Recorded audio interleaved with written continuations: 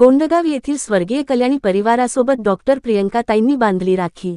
गोंडगाव तालुका भडगाव येथील रहिवासी स्वर्गीय कल्याणी परिवाराला आमदार किशोर आप्पा पाटील यांची कन्या डॉक्टर प्रियंकाताईंनी कल्याणीचा भाऊ विष्णू व वडील नानाजी यांना औक्षण करत दिनांक 9 ऑगस्ट रोजी सायंकाळी 5 वाजता रक्षाबंधनानिमित्ताने राखी बांधली आणि भावाला कपडे घेण्यासाठी पैसे दिले।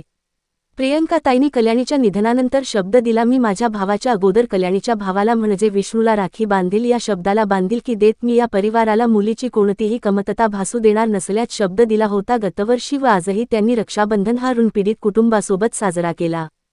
ताईंचे या निर्णयाने पीडित कुटुंब भावनिक होऊन अश्रू अनावर झाले।